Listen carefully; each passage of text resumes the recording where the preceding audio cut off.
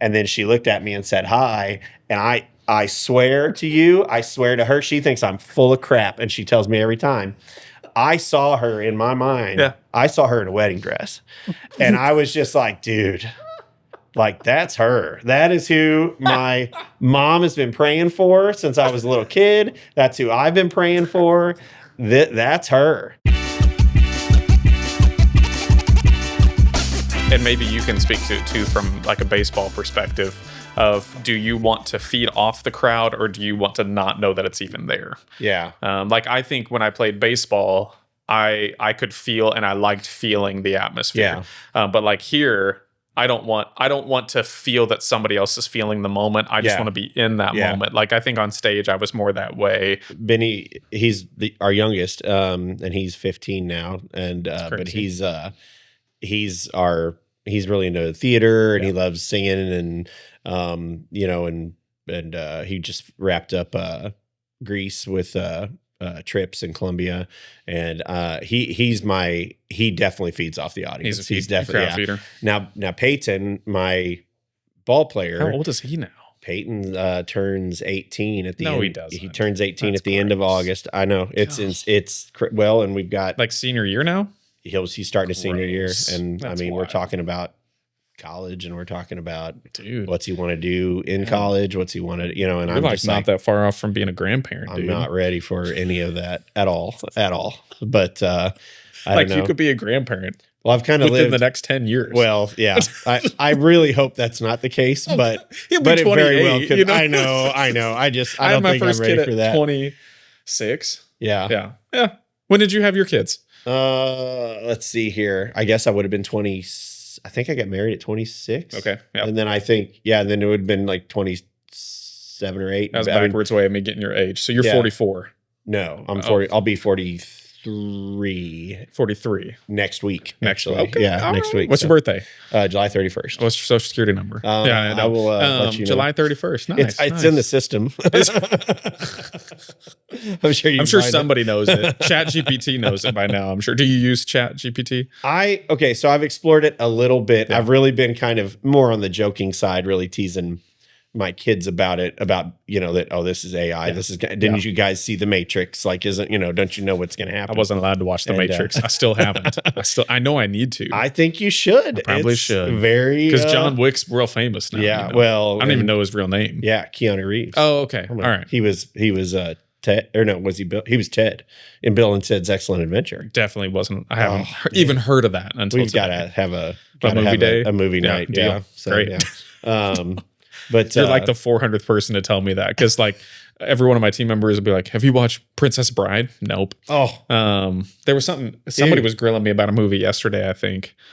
Yeah, I mean, just all these like classics, and I'd be like, "I'm Shelter." Like, well, if you're Shelter, you watch this. I'm like, I don't know how to explain to you. I've only seen Air Bud and VeggieTales. That's all I've seen. And we did watch Space Jam, and then my mom hid it, and we still can't find it to this day, because Space Jam says, "Shut up, stupid," and "Are we there yet?" Yes. Too much. So, I see. Yeah. My parents were, I wouldn't say we were not sheltered. I would not say that at all. We grew up in the church and grew up in a Christian home for sure. But my parents didn't like shelter us from a lot of those things. There were some things that my parents preferred we not watch. Sure. Like for a time, I think my mom did not want us watching Captain Planet. I remember that. I think I think she was worried of some Captain Planet? Captain Planet. Kind of some new age type thinking, sci-fi, that kind of thing. No, it was like a it was like a group of kids that fought for the environment, and they each had their own little ring, and it was like their powers combined help them fight pollution or something like that. I don't know. But anyway, that was the only thing I really remember. I really want to watch that. Let's not watch that, you know. But it was never. I don't know. My parents were always. They really let us explore music and movies and stuff. I never felt like I was real. They were smart about it. They didn't send us into. We weren't like a lot of my friends who were fourth and fifth grade, and they were like, "Hey, we just watched the new Nightmare on Elm Street," and it's just really, I don't think you should have done that. But anyway, so so where did you grow up? I grew up in Columbia. Okay. Where? I was a Rockbridge kid. I went to Rockbridge Elementary, and then went to. I was in the inaugural class of Gentry Middle School. Really? Yeah. Now, if you walk into Gentry Middle School, there's a big quilt up on the wall, and my name's in one of those. All right. squares. So, All right. But went there, went to Jeff Junior High School, then went to Rockbridge High School. I graduated in 2001, which still seems to me like it was just a few weeks ago. Yeah. And I mean, 2001, what I remember is obviously September 11th. Yeah. And like Al Gore. Yeah. And well, so what sports did you play in high school? In high school, I played baseball. Yep. I played some other sports in junior high and like early high school, but I was not a basketball player. I loved basketball, but I wasn't a basketball player. I loved watching my friends play football, but I was not a football player. I always say I got hurt in football, and so I didn't go back, and I kind of twisted my ankle going up the stairs, getting ready for football practice. And so any excuse is fine. I remember I had a labrum surgery my freshman year of high school, and that's why I didn't play football. Yeah. Until my senior year, we decided to go out because we were in the marching band. I think I told this story. We were in the marching band, and you had to stand until your team scored. Yeah. Well, my junior year, we went 0-10, I'm pretty sure. I don't know if we scored ever. Yeah. And so Thomas, my buddy, and I looked at each other, we're like, let's go play. So we can at least move around and stuff. So yeah, I used my shoulder as an excuse for the first 3 years, which was fine too, because like football seems like the way to get hurt. You know? Man, yeah. And I love it. Even basketball too. And I'm a total hypocrite with football because like when my oldest son played. Yeah, where did he get hurt? Was it football or basketball? Where did he get hurt? Didn't he get hurt? Actually got hurt. Yeah, right? He actually got hurt playing. It was baseball. Was it really? But I think it got the injury kind of got exacerbated. Sure, right. Let's write that one down. Yeah. Dude, we should do that. Spell it. I think during his football season, and so that, and then it just kind of got progressively worse, and but I mean, I think that he, I love watching football. Like I'm a huge Chiefs fan, huge Mizzou football fan. You always been a Chiefs fan, or like have you hopped on the recent bandwagon? I guess you're a Royal fan too, through and through. So talk to me a little bit. I'm a long-suffering Kansas City sports fan. So props to you. That was one of the things like I used to be. So like the early 2000s for me are kind of like some of my most. I don't have a lot of memories of like middle school, high school, but I have a ton of memories of early 2000s because that was prime Hickman football days. That was when my uncle and my cousin were playing at Hickman, Hickman baseball too. Yeah. I watched every Hickman football game that year. They won in 03 because they won every single game except I think they lost to Rockhurst early in the year and then beat them in the semifinals. But prime years of like, that was prime St. Louis baseball. Oh yeah. That was like 04 when we lost to the Red Sox and broke the curse there. Yeah. And then 06 we turned around and won. But once I moved to Minnesota in 2016, the Twins were terrible. So there's no fan base up there. Yeah. I did catch a Cardinal game at Twins, but like that is the death of my baseball fandom. I don't think I could not baseball. I love the sport. Yeah. But like, I mean, I have an Albert Pujols rookie card. I have a Yadier Molina rookie card. Yeah. I could not. I don't think I could. Or trade? I don't know. Yeah. I don't know. I'll take it to Itchy's over there. I'm a card guy. So okay. All right. I'll let you take a look at him. I'll bring him in here. Okay. But like, oh shoot, I lost where I was going with that. But you're talking about your baseball fandom. I couldn't name you 3 Cardinal players right now. Yeah. Which is really sad. Yeah. Because I did this exercise earlier and I was like Goldschmidt and they're like, no, he's gone. I'm like, are you freaking kidding me? And Molina retired. And I loved like Waino and Carpenter back in the day. But I know Arenado's still there. Yeah. In spirit, at least. What happened? Is he hurt? No. Oh, he's just been playing bad. I know. Yeah. I mean, I think they've had a better season, and I kind of watched the Cardinals. From a distance. I mean, I don't like follow when you play the White Sox a lot. You'd be all right. Yeah. So I saw some stat that we would be like significantly sub 500 without playing the White Sox in the last 40 games, which is wild. That was like us and Slater in high school. But see, that was the excuse I always used when I was more of a rival of Cardinal fans was, well, you guys play in the in the NL Central. You play it back when the Astros were bad and the Cubs were terrible Oh. and the Reds were Well, bad. what years are you talking about? Well, this is like late 80s and then sure. Or sorry, Yeah. late 90s Yeah, and then yeah. you move into early 80s or I was 90s. going to say, I was like, I I remember keep the saying Brewers 80s. being. That is not my. Well, I mean, I was kind of an 80s kid for a little bit, but you're I don't more of a remember a 90s ton of era. it. Yeah. But I now as an adult I can appreciate the entire league. Like I love watching baseball. Like any game could come on.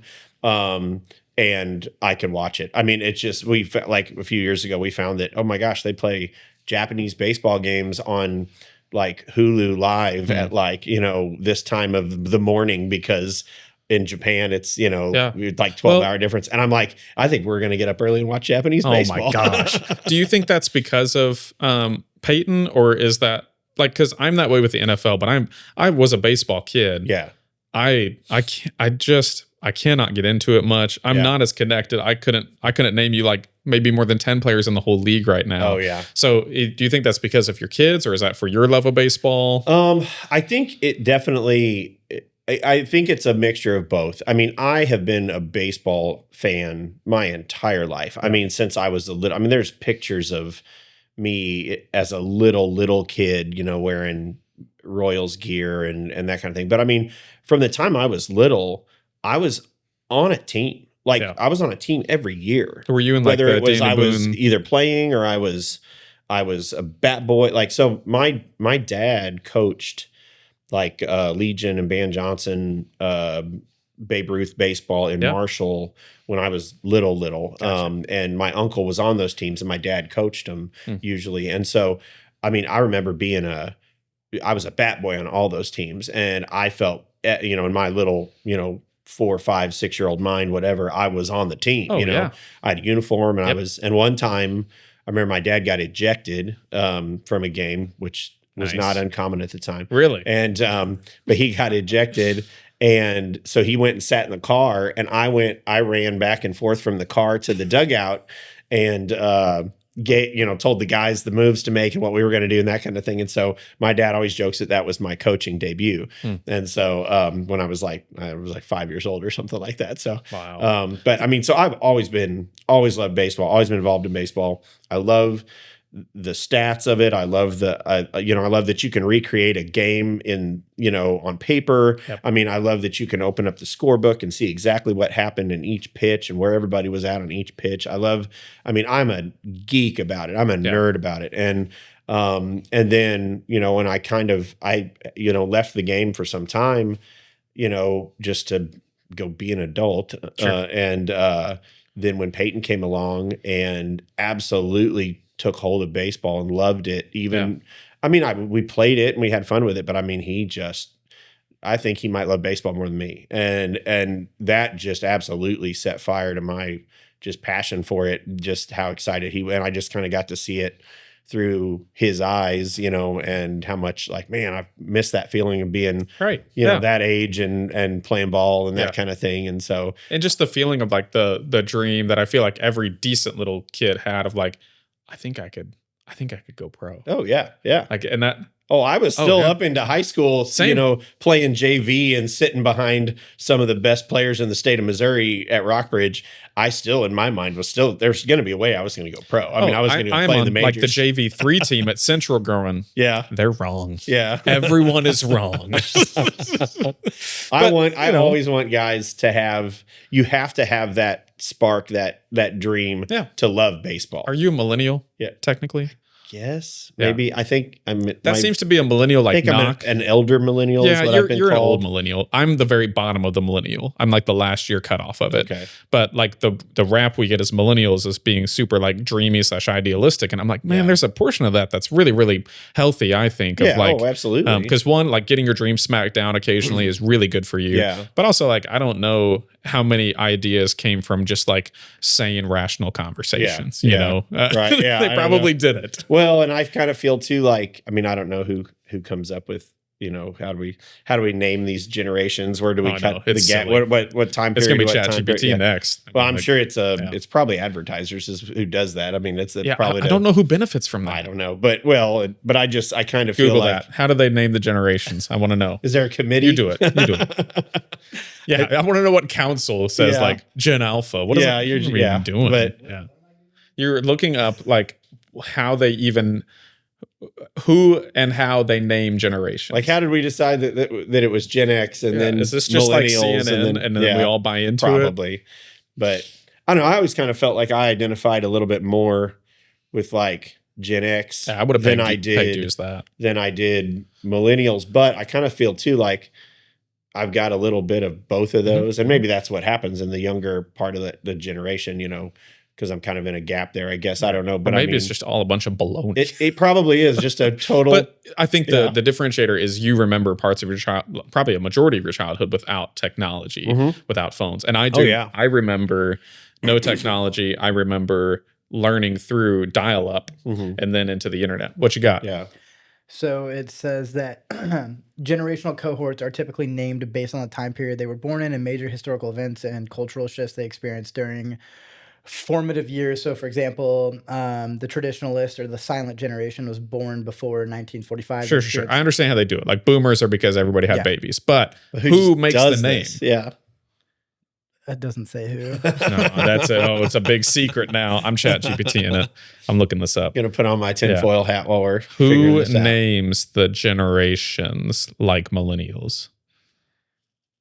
That's nobody. This is great content. It's literally nobody. It says there isn't a single official body that names generational cohorts. It's true. That's exactly what it says. There isn't a single official body that names. We just all do this. We just so do it. dumb. It kind of makes sense. Like, it makes sense that like baby boomer. Like, I'm sure somebody just randomly said like, "Man, there's a lot of babies," and someone's like, "Well, that makes sense." Like when you're talking about like everybody came back, from the war, and then our economy was good, and they all, were having babies, and everything was good, but then.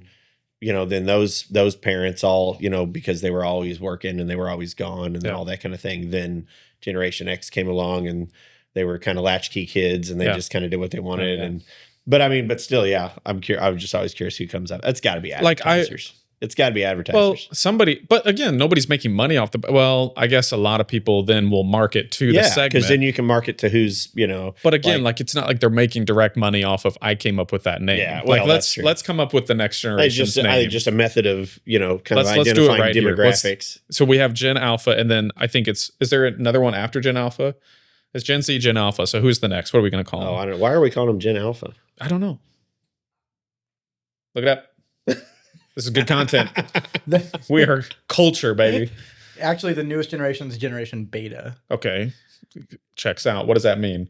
What does beta mean? Yeah. Is there a bunch of softies? Is that what that is? They're testing. Or are we just going through the alphabet now? This isn't creative. Why is the newest gen? We should start a whole new thing. I mean, we should start. That's what I'm saying. Like, let's come up with the name, coin it, and then like sell it. Right. Trademark it. I don't know who would buy it. But can we just say trademark and then it's done? Yep. What do we call them? You have to declare it. So you're saying you're wanting to come up with a new. Yes, but tell me what the generation beta is and why they're calling that. Defined as individuals born between 2025 and 2039. Most members of the generation are expected to live well into the 22nd century. Did he say 2039? Yeah, like they just started the line at 2025 I'm just saying that seems 2039. That seems like it's called that. I don't think they're. Yeah, right. I think somebody took hold of this now, and we're just going to go through the alphabet like the hurricanes, right? Yeah. See, we should name it. We should give them actual names. Generation Hugo, Generation Astronomer Coldplay Jeffrey. Concert. Generation the Epstein Files. Now it says Generation Alpha is named so because it follows Generation Z and the established naming convention of using letters from the Greek. So it sounds like we're going towards the alphabet now. Yeah, that's what's stupid. So it's not even creative anymore. It's just alpha. It's beta. not creative at all. So the next one's gonna be C. So what would we? Charlie. Boring. Boring. Anyway, back to baseball. I think what I love the most about the sport of baseball is you have to throw the last pitch and the last out. There's no running out the clock. There's no calling timeouts. There's none of that. There really isn't. Although Have they started like gaming pitch clock kind of stuff? Have you seen anything like that? I think it'd be hard to kind of game it at the high school level. Yeah. Maybe Is the clock a little in the more, high school level? So yes and no. Okay. There shouldn't be any more than about 20 seconds between pitches. Now, Which feels like a lot. Having said that, I mean, it is a rule. It's a Misha rule. Yeah. But most of the time, most Misha umpires, unless there's an issue, like it's like, oh my gosh, this guy is taking forever between pitches, they're not gonna. They're just gonna like, hey, let's go, come on, let's go. And most of the time, that gets guys going, or they'll say, hey, coach, he's taking a long time. We got to get moving here. Yeah. And most of the time, we just handle it. But in college, in major leagues, I mean, yeah, it's a hard and fast rule about the pitch clocks. And I've gotten to umpire a little bit in some CMU inter-squad games, and that was the first time I, as an umpire, had to deal with a pitch clock, and that was an experience for me because of all the other things you got to worry about. Now all of a sudden, I also have this little buzzer on my hip that tells me like, oh, that's almost time, and then it's time, and then you got to say time, and then award a ball or strike to whoever wasn't ready, and then I mean, that's crazy. I mean, that was just such a weird experience for me, but they're hard and fast about it in the major league level and at the college level. But high school, it's still, for the most part, the umpires just kind of use a lot more common sense. But now, I mean, having said that, though, there are some umpires that, I mean, I think are pretty hard-lined about it. So I don't feel like it's that part of it. I know everybody's worried about that part of it ruining the game. That one didn't bother me I think in the pros, aren't you like not allowed to step out of the box? Yeah, and I can't remember how they word it. Yeah, you get a timeout. You might even get two as a batter, like where you can just say, hey, hold on a second, right. And a lot of that's just for safety's sake. If a guy's not ready, or something's wrong, or, you want a guy to be ready before a freaking 47, for a 97, 98 mile an hour fastball's coming at you. 47s if I'm pitching. 47 kilometers. Yeah. There you go. But, you want a guy to be ready. So, I mean, that, they do allow them, I think, a timeout here, or like, I can't remember how often it is. I'd have to look at the rule, but yeah, I mean, and in high school, you have to call time to step out of the box. Otherwise, like when you're getting your signals, from your coach, or if you need, like now we use wristbands. So if you want to look at your wristband, like I have the guy step left foot out. If he's a right-handed batter, left foot out, right foot in the box. He can look at me. I can give him signal, or I can tell him whatever. And then he comes back in. And most umpires, as long as it's not a just habitual every pitch thing, then I mean, they're pretty good about it. So it probably eliminated some of which I didn't mind it, but just some of the mind games between a pitcher and a batter of like when we're going to call time. And that happened to me a lot as a pitcher. Is there? Because I was a pretty quick, when things were good, it was quick rhythm. When things were bad, I was like, I need to please throw a strike, Landon. Absolutely. Well, and that's how I mean, it's if a pitcher can get into a rhythm, or a batter can get into a rhythm, if they can feel like they're in control of the at-bat, then, I mean, you've got an upper hand. But, also there's guys that will try to game that a little bit. And they'll try to, like, they see, okay, this guy, he's on time every time. He's got a rhythm with it. Okay, he's almost ready to pitch. Timeout. And if they do it in the right amount of time, where it's not in the middle of where he started or whatever, then they'll get that timeout. And then that usually pitchers get pretty upset about that.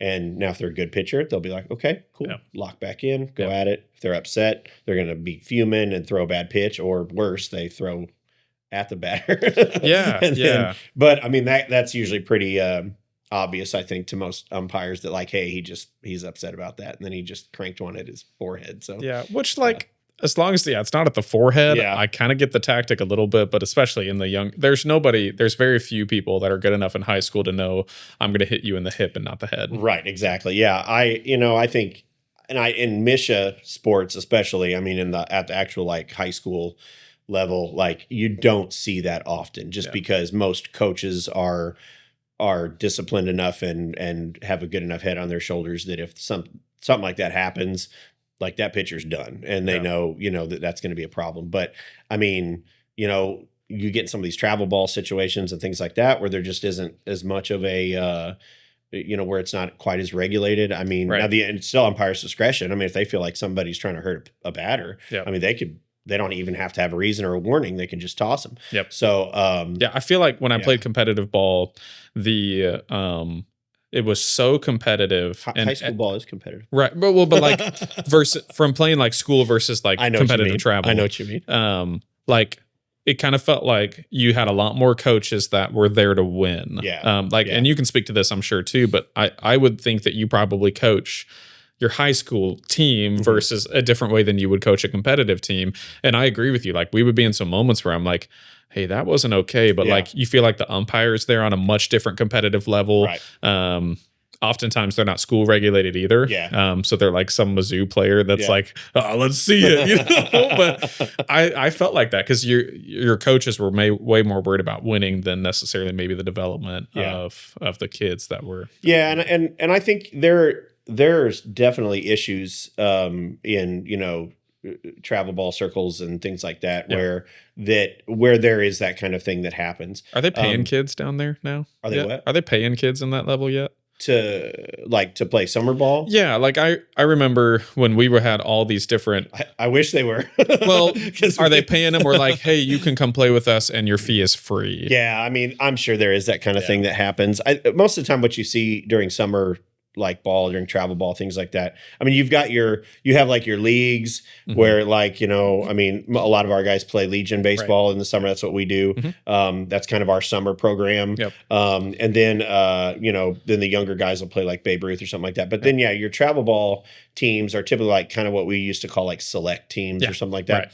And usually it's hey, we want to get these guys together, that are really good. We want them to play together, and it's going to cost us this much for the balls, this much for the tournaments, this much for the whatever. Yep. And so you do pay, and that can be difficult because, I mean, if you've got an entire summer full of baseball and in a tournament every weekend, I mean, you're talking about, it can cost you $2,500 or more to pay, at least, summer baseball. And that's what kind of kept me out of it is, well, and do they still have, like, I played for a AA team in like middle school, high school. So they still kind of use I think those are USSSA designations. Yep. USSSA isn't quite as, I mean, there's not as many, I don't know, guys, especially in the high school age. Yeah. I'm sure there are still high school age groups for USSSA. Right. But it was more honestly, like 12U. I have no idea. Yeah. But with the kids, they try to break them up so that the competition is pretty equal when you're playing the teams. And I'm sure things have changed since that's now 18 years ago. Yeah. But that was there's a good chance, like, did you umpire? Hey everybody, I have Andy Oeth on the show today. So when you graduated college, where'd you go to college? I went to Missouri Valley right out of high school. Okay. I was there for about a year. And a lot of times, like, my kids and other people say, "Oh, he played at Missouri Valley." No, I caught bullpens at Missouri Valley. Nice. Yeah. I caught in for dude. I've raked the field at Central. Yeah, I caught in for the infield coach at Missouri Valley. Like, it's a turf field. Yeah. So, and honestly, that time in the bullpen is what I think really pushed me into wanting to really coach, more. But Can you pull that mic closer? Oh, closer. Yeah. Just grab right, but this is right here. Which one, me or him? Him. Okay, right there. Cool. Yep. Good. Sorry, I didn't mean to. No, it's good. Yeah. But I think really my time in the bullpen at Missouri Valley is what really led me to want to, like, hey, I love working with catchers. I love working with pitchers. And learning from the pitching coach, stuff that they were doing, just little tweaks here and there that was giving a guy, like, don't do this with your wrist, do this with your wrist. And all of a sudden he's throwing, 10 miles an hour harder, or don't, do this with your finger. And all of a sudden he's got a, 7-inch drop on his, curveball or, and it's just like, I was like, man, I just started loving the science of all that. And so that's really, I think, one of the things that said, hey, you should coach. You should really start to coach. Cause I knew at that point, I mean, when I went to college, I was just like, I'm not a college baseball player, I'm not probably a baseball player anymore. Was it work ethic? Was it talent? Because, like, I think that was one of the things I noticed really quickly too. I was like, oh, dude, these guys are stronger than me. Yeah. And I was a decent little baseball player here. I was like, oh, dude, these guys are stronger than me. They're way less scared of things than I am. Yeah. And they're just better than me. Yeah. I mean, the talent is the biggest I mean, that's just the You're biggest. not 6'2", 250 either. I mean, when I got into high school, when I got into college, I was I was under 6 foot. I did grow a little bit in college, actually, which really freaks me out for my kids because both of them are already really tall. So who knows what they'll be like after college. But anyway, I mean, I was under 6 foot and probably weighed maybe 160, 170. And then I get, the other catchers that I'm standing next to when I'm there are all over 6 foot, all thick, all 220, 240, and they're throwing down off their knees, throwing to second base, and their forearms are like shiny, my gosh, right? Like you feel like their forearms are so big they can't grow hair. Yeah, You're like, and I'm just like, this probably is not going to be my thing anymore, and which I mean, I feel like in high school I worked really hard. Yeah. I got to college and I think it was immediately I just kind of saw like, the dream I once had probably is not there, What was that like? I mean, because that's pretty much an identity stripped down for a young kid like that. Well, in high school, I mean, I always, in my mind, my high school brain, I always felt like, I'm the backup or I'm the third best or I'm the fourth best or whatever because I've got these guys in front of me. If those guys weren't there, I'd be the starter. Just an opportunity. I just need an opportunity, that kind of thing. But then you start to realize why you're the fourth, like why, and it's okay. Like once I got into college and saw the reality of what a college baseball player was, I really started to see like, oh, it's okay to not be the best at that thing that you love. Now, that doesn't mean you shouldn't fight like heck to get it. It doesn't mean you shouldn't work hard to get better. But I do feel like a good dose of reality is good for these kids and was good for me to begin the next chapter of your life. And just because, I mean, golly, how sad would that have been for me to still be like a 25-year-old, kid trying to, play, men's league. Nothing against guys playing men's league baseball or anything like that. I do. I got plenty of things against those guys. But I mean, I just because it's those guys that like because people have asked me to come back and like play, men's leagues, and I'm like, because you do. You still do competitive softball? I did until kids, and then we got ranked so high that we can't play anywhere locally. We just been blackballed. So if I want to go play, I got to go play in St. Louis or Kansas City, and I don't feel like waking up at like 4 a.m. to go hang out with a bunch of drunk, angry dudes, and lose 2 games and go home. When like I could be making breakfast with my family on a Saturday morning. Yeah. So if you guys watched the last episode, I did some research on what my star sign was because Amanda. I'm an Aquarius, apparently, is what I am. I always tell people when they ask, I'm an asparagus, is what I say. Asparagus, that's really good. Yes. Aquarius, something in what I read was like, Saturdays are really sacred to you. It's like, oh my gosh, you're right. Saturdays are my day of like, I want a slow morning. I'm going to cook breakfast. We're going to do whatever I want today. So no, I don't play competitively there. But these guys that are playing post-college baseball, most of them feel like that's where I feel like I would die. Yeah. Like if I would get hit in the head by some guy who's we lost state by 1 pitch because of me, and I'm going to relive it, Well, I went back one time for a Rockbridge alumni game. Yeah. And it was fun. Like it was a blast being with the guys that I played, that kind of thing. When was that? Oh, this has been a while ago now. This has been probably more than 15 years ago, even. Okay, so maybe like 10 years ago. 2012 after that, maybe? Maybe somewhere in there. Really good. Like, did you know the name?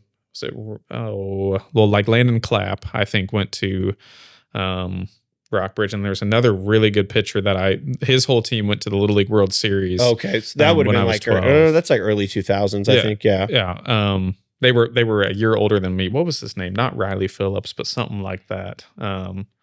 I don't know. Ryan Phillips, was a really good pitcher for Rockbridge. Yeah. But I want to go back to kind of that dose of reality I'd like you to speak to how you're just raising young men as a coach in a small town where statistically we're not producing a lot of even Division I athletes. We're probably not going pro while also wanting them to dream hard enough that they're motivated. That dose of, if they're not going to go pro, that dose of reality has to happen.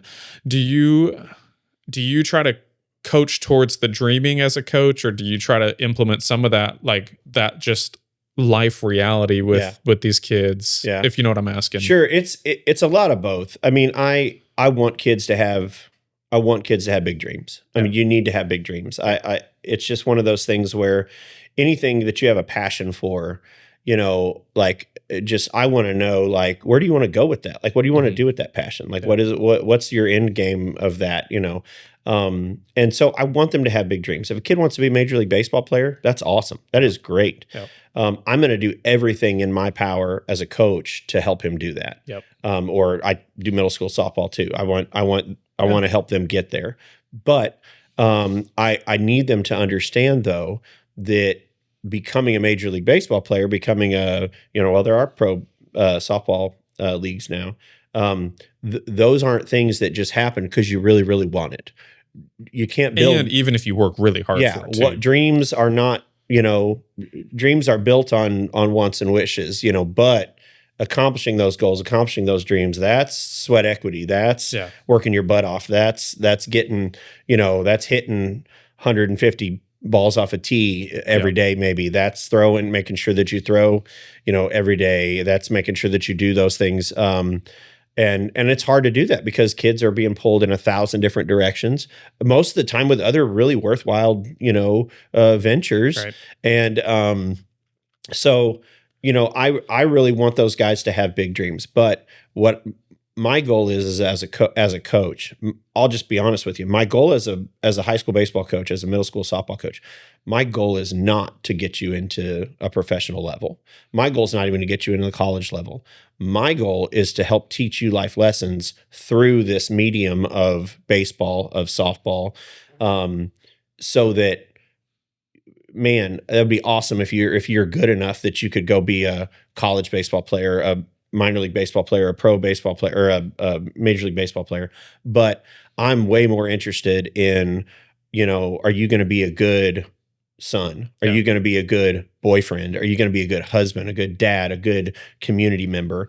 Like those are the kinds of things that get me going when I see guys that show me, character accomplishments, things that, have happened in their lives where their character showed through in a positive way.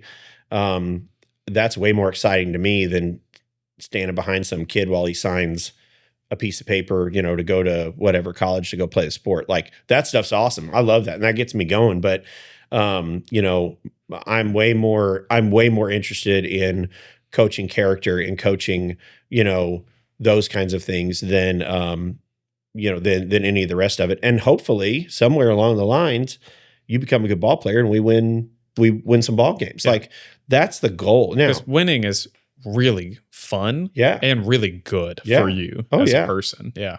And the thing though is that while winning is, a goal that we have, there's honestly a lot of lessons to be learned through losing. Yep. And I mean, failure is one of those things that, if somebody doesn't have a lot of failures on their, record or whatever, on their, in their past, but they've got a whole lot of success, I think the cynical part of me starts to really kind of question, kind of give you the side eye about like, what's this guy really made of?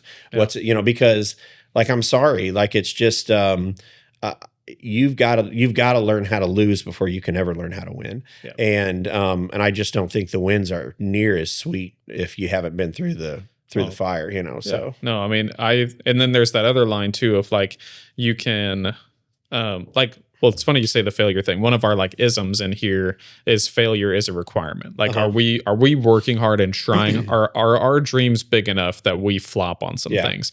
But then there's the other aspect. Like I grew up in that Daniel Boone Little League, where we didn't win everything, but we were very good. Yeah, took second in state when I was 11. Like I could take you through almost. I remember you guys were in, weren't you? You were in like Sports Illustrated. So like I remember the picture of the whole team. Wasn't the team that went to.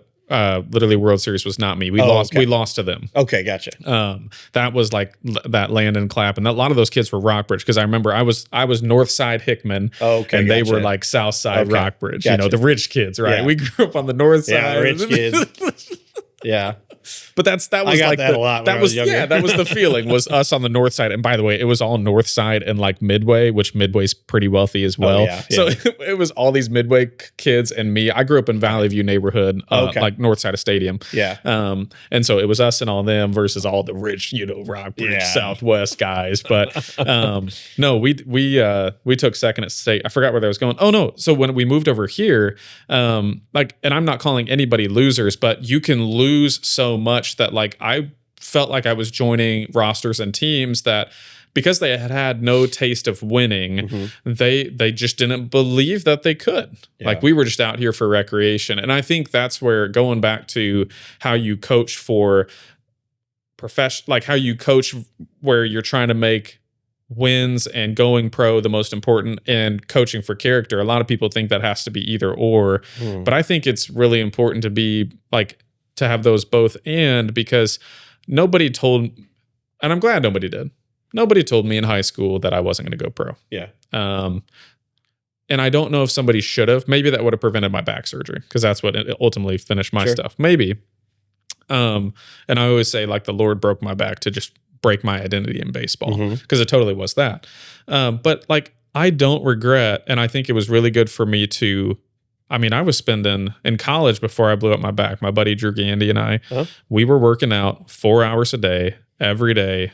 We would lift with the football team for an hour. We would condition with the football team for an hour. We would hit in the cage for an hour, and we'd throw for an hour.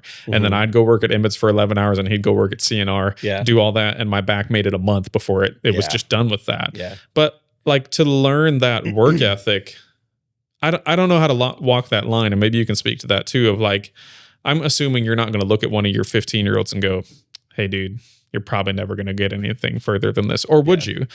I don't think you would. No, here's what I won't do. I won't ever lie to a kid. Like, I'm not going to tell you, like, I'm not going to be like, hey, you're college material. Like, you're a college baseball player. Yeah. We just got to do this, and this. And, you're going to get recruited and you're going to go play. Have you said that to anybody? Have I ever said that to anybody? I have told guys before that, like, listen, I see you as somebody that could play at a high level, maybe for a long time. Yeah. So we've got to tweak some of these things. We got to work some of these things. Most of the time it's attitude. Yeah. I've had a lot of talented players. I've had a lot of really, really talented players come through our program.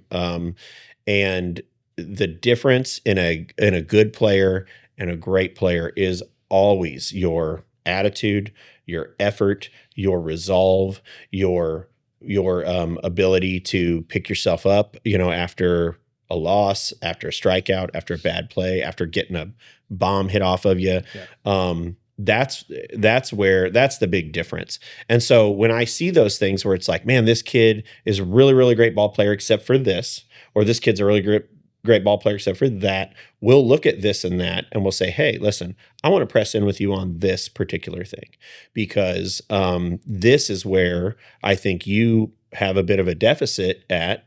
You're like, you've got this part is great. You got a great work ethic. You're in the weight room all the time. You've got a great swing. You're trying to, get outside help as far as your, private instructor or whatever, and then, but, you hang your head and walk back to the dugout like, your dog just died every single time you strike out. Like, we can't do that. Yeah. Like, you got to understand, you're probably going to get 2 to 3 more at bats, and you're probably going to get, 7 to 8 more at bats this week. Right. So it's like, if you live and die on that result, you've kind of already beat yourself. And that's why we've kind of broke it down, kind of our team philosophy. I really try not to look at the whole at bat like, oh, like I went 3 for 4 or I went 2 for 4 or whatever, as whether you had a good day or bad day.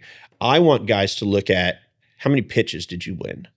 Because you're going to see a lot more pitches than you will have at bats. Yep. And so, that first pitch that comes in, did you win that pitch? And I know I annoy our parents. I know I annoy our players and the umpires and the other team when I'm in the third base coach's box, because I say it all the time. I say, win this pitch. And then they foul one off. I'm like, great, you won that pitch. Now win this pitch. Yeah. And I say it all the time, and I'm allowed kind of an obnoxious coach in the third base coach's box.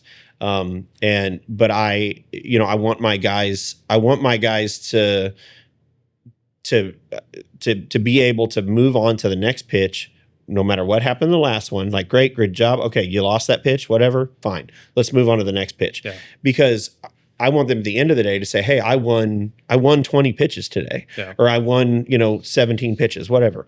Like, that's a good day. And then, because in baseball, I mean, you've got to look at this, the long game. I mean, you can't live and die on each at bat, or really even each game, because anything the absolute best team in the state could lose to the worst team in the state on any given day. It's not likely, but it could happen because overall baseball wins. Like, the game wins. It's not either one of the Which teams. is one of the things I hate about, like, because you just dove into a little bit of analytics. That's one of the things I hate that analytics have done to baseball is I feel like, is this true? Somebody can double check me at some point, but I feel like, didn't Seager get benched by the Dodgers at one point in the World Series because he didn't hit well against certain lefties or something like that? I remember there was a World Series in like 15 or 16. I know stuff like that happens all the time. It really upsets me. Like, I'd rather go down with, like, Cowherd talks a lot about analytics versus analytics, right? Yeah. At a certain point, I'm like, I'm letting this guy swing. There's some angels in the outfield magic that I'm looking for here.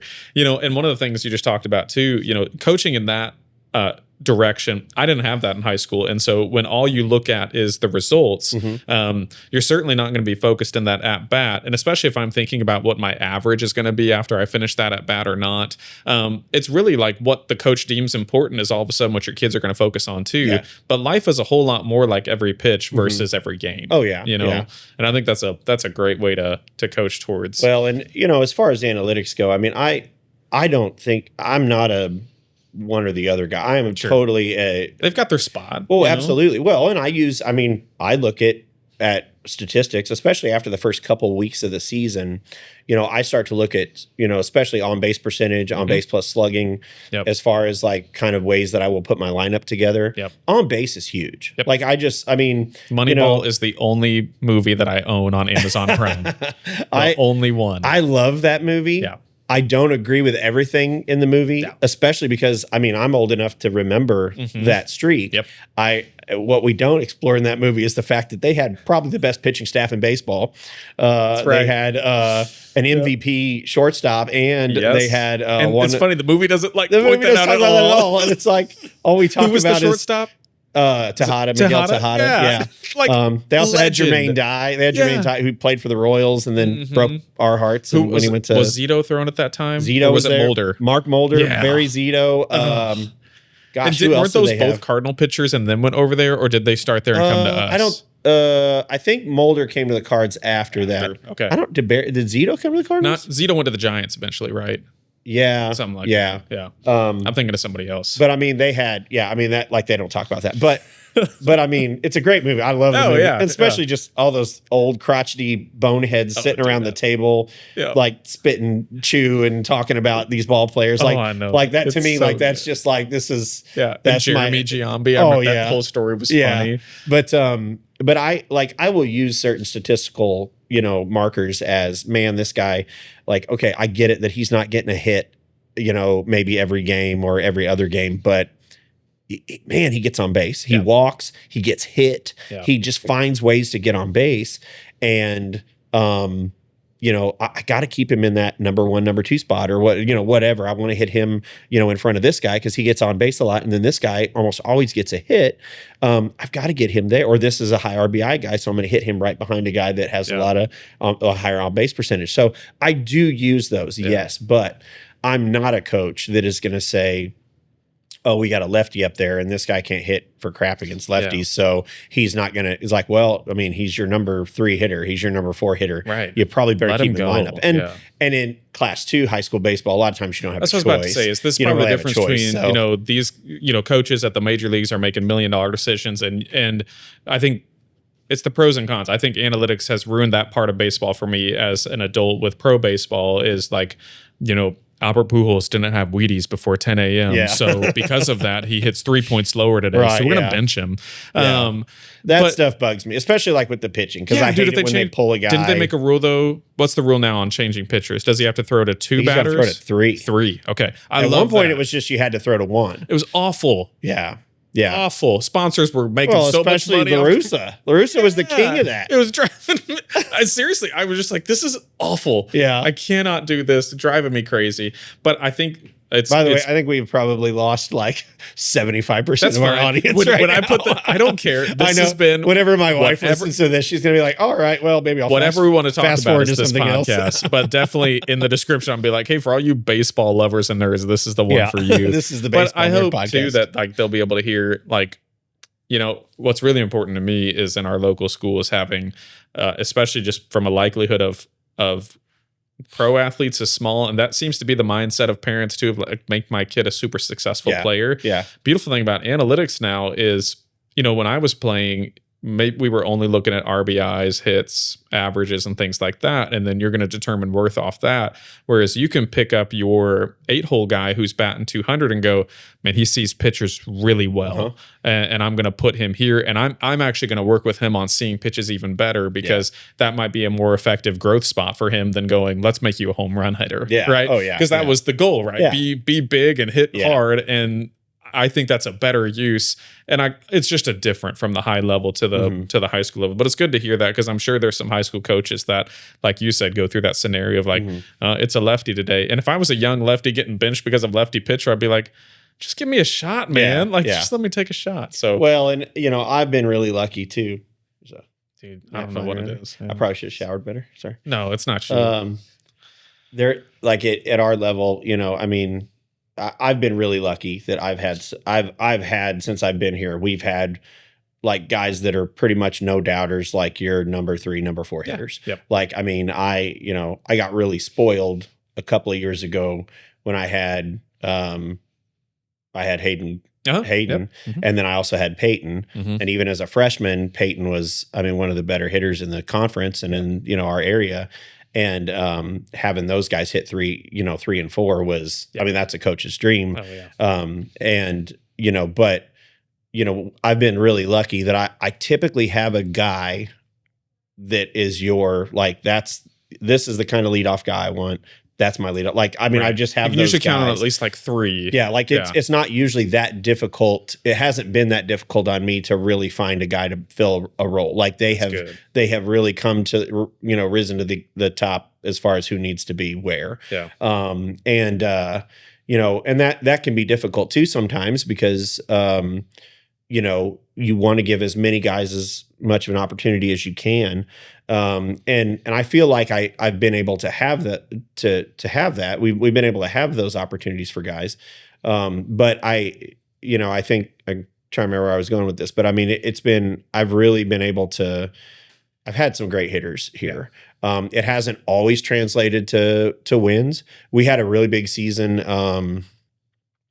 It's been 2 years ago now, or 3 years ago. I can't remember, where we had the highest winning percentage and highest, number of wins on record, on program history, on record, because we were trying I want to point find that out on record. We were trying to find, I mean, we really dug hard, and Justin Addison from the paper really did some work for us. Because you guys won the first district game we'd ever won? No, it wasn't the first district game that we'd ever won, but it was the first one in some time that we'd won, for sure. But you know, did you win a conference championship? Something was no, we hadn't. But it was our big accomplishment that year was just really the number of wins that we had. Because I don't think we'd had over that we on record we hadn't had, I think, over like 7 or 8, maybe 9 there. Maybe. And you guys got into double digits, right? Yeah, we had 12 wins by the end of the season, which was, a lot of people are going to look at that and be like, oh, well, good job. But I mean, it's like, well, this kind of goes back to what I was talking about. It's like you've got to celebrate those things for a program. And you've been lucky enough, blessed enough that you've had enough, like, it's kind of like walking that line of, you had enough talent to have some buzz, right? Yeah. Versus there were some moments in high school where we had 9 players and one of them was a girl. And we were like, and I think that was where it was really hard to get excited about anything. Because if you like lost one, we're asking the other team for a player. You know? So one thing I want to go to, and maybe we can hop off baseball after this, but you've been teaching, coaching at Fayette since 2000, I think 19 year. Yeah, I think it was 2018. Coaching high school since then? So I was an assistant coach when I first came to Fayette. Charlie Trick was the head coach, and I was with him. Let's see, we were that year together, and then there was COVID. Yeah. And then we coached the next year together. And then after that season, I became the head coach. So you've been head since 21 or 22, something like that? Yeah, 2021. Since 22, I guess. So you've been in charge of the program for 3 years, basically. No, yeah. 2. I guess it would be 4 years. So maybe it was Okay. It's so weird when you think of school, Dude, school was years, because too. it's like, it's like 18, 19, 20, 21. Right. Yeah. But anyway, I think this was my 4th year, I believe. Okay. Something I've always... I hope that you're able to do, and that's what I want to ask, is just you feel like you, I'm sure the talent levels and even just the fundamental levels that you get at a high school vary significantly. Oh yeah. Are you going to, do you have the autonomy and freedom to build a program from the ground up? And I ask that not because I don't think like in Columbia, Rockbridge, and Hickman had infiltrated Daniel Boone. But something, especially in a small town, that I've always wanted to see, especially around our basketball program, that I haven't seen our school district really allow to develop, is a Harrisburg-like basketball program from 5 to 15 to 18. You know, are you getting to do some of that? Do you even want to do stuff like that? What does that look like for you, coaching tree all the way down? Absolutely. Well, and I would say it's happening with both basketball and baseball. On the basketball side, there's been a huge push. I believe they call it Falcon Elite now is what it's called, and it starts. They start in the Optimus programs from really young all the way up into the high school ranks. And I think, and I mean, I'm not the expert on this at all, but I think they have like several different types, a few different levels per age group, where like, this is a team that probably can go play in some more competitive tournaments. This is a team that's going to play in some, just local things around here, that kind of deal, just depending on your developmental level. In baseball, we've been able to do that too. Several years ago, my dad and I went to the Cooper County Baseball Association board in Booneville and said, hey, like we've got a lot of kids that play baseball in Fayette. They're all coming to Booneville. They're scattered amongst your teams. And this is a Cal Ripken, league group. And I played in it. I was on Alliant Bank. Yeah. That's what I was on. Yeah. Well, we went to them and we said, hey, what would it look like if we had a Fayette team that entered each one of these age groups?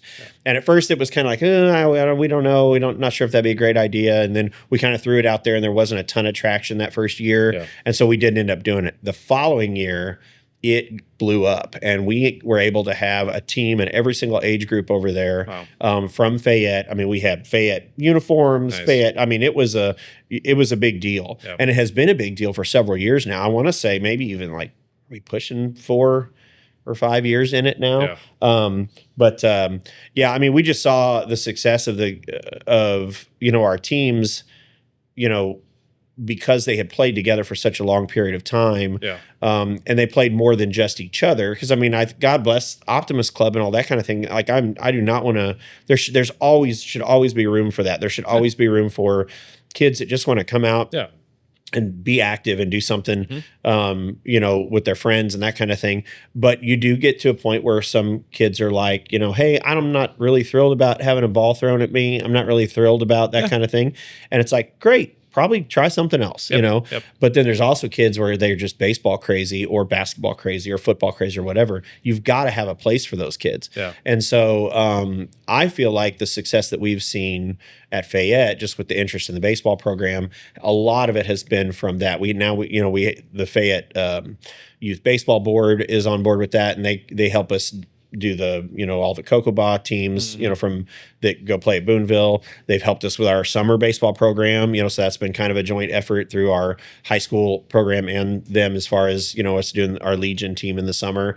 And so it is that's being built. Is it where it needs to be yet? Probably not. But I think, you like allowed to like because I'm sure, like, whenever I think, because I used to be big into, like, I wanted to be an athletic director when I first came out of college. Like, the orchestra that I would want to create is that every single coach from T-ball up, and you're kind of implementing your your poison, for lack of a better term, of this is what we need to see, this is what we want to develop, and while wanting to have fun, also like part of sports is learning discipline and learning if you even want to do this or not, things like that. So do you want to do that? Do you feel like that's even helpful? Yeah. So we've been able to do a lot of that. Just kind of happened pretty naturally on the baseball side, just because my kids were playing on those teams. And so I could help out, especially with the younger teams. Once you got to the high school age guys, like, I only get 20 contact days. So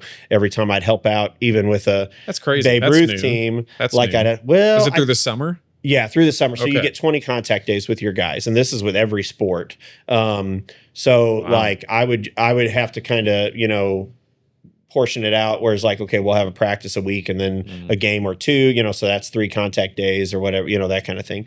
So why are they doing that? Well, what it does is it keeps you from basically running a full, high school season, during the summer.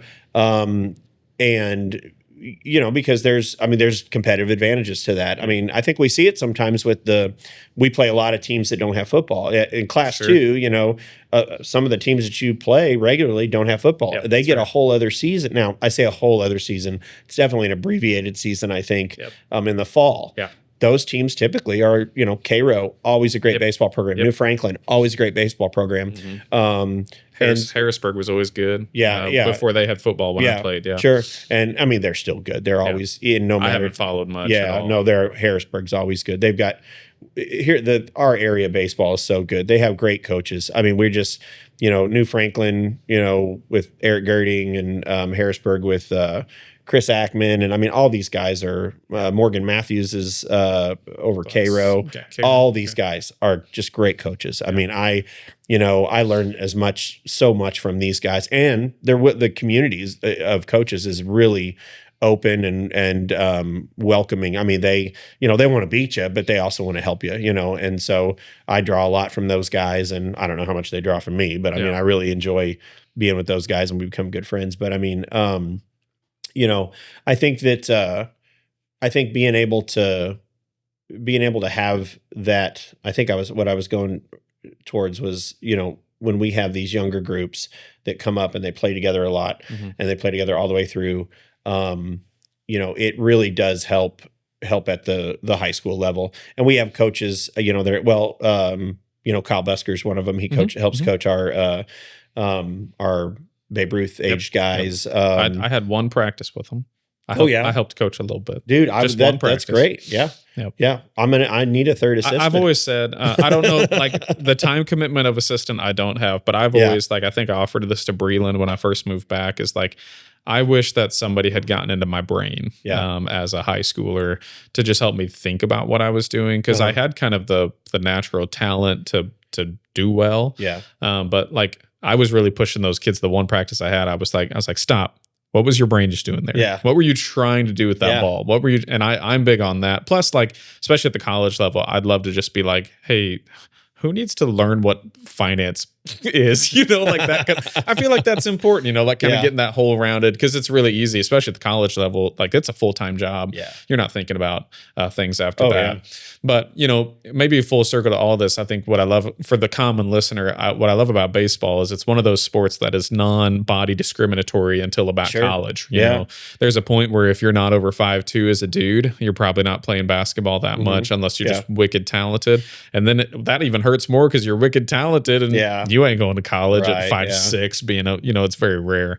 But that's good to hear. I mean, I love baseball. I think it's a great sport. I hope the analytics and the time stuff don't ruin the lower levels. But I think as long as coaches at least maybe have your perspective of like, I'm not going to lie to kids, and this isn't about me, right? Yeah. I would assume that's kind of your mindset too, of like, you're not going to win a World Series here at Fayette High School, as far as like the pinnacle of baseball goes, but you want to win and be competitive and win everything that you can. I hope all these kids, whether they end their career with a state championship or they end their career with a, all state, recognition, whatever, all of them are still at some point in their life, whether it's, after they graduate or after college or after maybe a long career in the majors, they are going to have to go back home and be a dad and be a husband and be a coworker, be a whatever, and those things last a lot longer than baseball. And so we want to make sure that the lessons we learn in baseball are, long lasting through that. But I mean, that's what I get excited about is when I have guys that are just great community members, and we've had that. I mean, we really have had that. So yeah, I'm hoping we can. That's kind of been my dream coming back to Fayette, is like make this a place that people go to college and want to stay here, or they leave to go to college and they come back here. Is Fayette? You think? I mean, Lord willing, where you think you'll be for a while? I mean, there's no current plans, to leave or anything like that. I mean, we're here. I love what I do. Yeah. And I mean, I really love my teaching position. I really love What do you teach? I'm in NTLC, which is the Non-Traditional Learning Center. Okay. So students that may need some a kind of a different direction than a normal classroom setting, whether that's for all of their courses or whether it's just for one class, they come to my room and we work on some of those things together. Nice. A lot of online based learning that we work through, but they just get a lot more individualized attention from me, and I also help coordinate the Missouri Options Program, which is kind of your high school equivalency program. So if you have a student that may not be ready to graduate with their cohort, they can apply to be in that program, where they would take the Missouri High Set test, which is the high school equivalency exam. I can't remember what high set stands for, but I probably should know that, being the coordinator. There's a lot of acronyms in teaching. Oh, there's a lot. It's like the military sometimes.